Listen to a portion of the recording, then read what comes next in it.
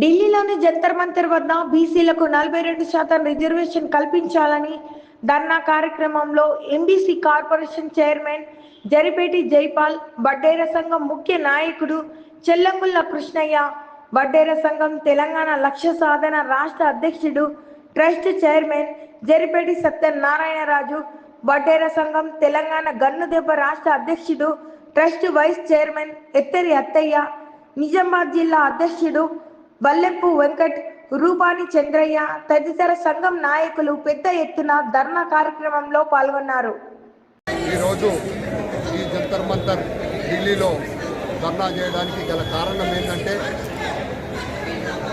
తెలంగాణలో బీసీలుగా ఉన్నవారు ఈ రాష్ట్రంకు వచ్చే వరకు ఓసీలవుతారు కేంద్రానికి 42% వాటా ఇవ్వాలని, దాన్ని వడ్డేర సంఘం తెలంగాణ గన్నుదెబ్బ వడ్డేర సంఘం తెలంగాణ లక్ష్య సాధన తరఫున డిమాండ్ చేయడం జరుగుతుంది. ఈరోజు పెద్ద ఎత్తున తెలంగాణ రాష్ట్రం నుంచి వడ్డేరును ఈ యొక్క ధర్నాలో పాల్గొనడం జరిగింది.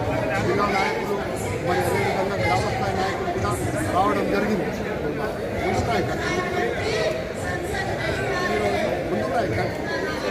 మీద మన సీఎం ఫోటో వస్తుంది. నా పేరు జి సత్యనారాయణరాజు. మేము తెలంగాణ హైదరాబాద్ రావడం జరిగింది.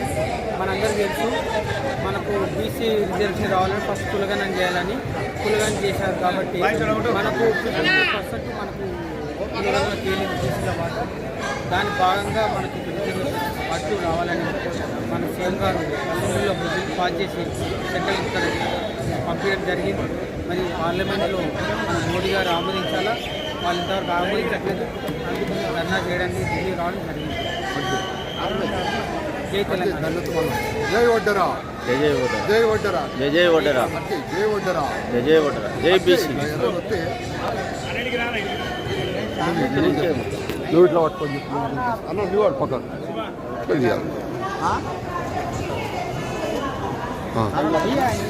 చెప్పు. నువ్వు ఎందుకు వచ్చినావు అనే దాని మీద చెప్పు.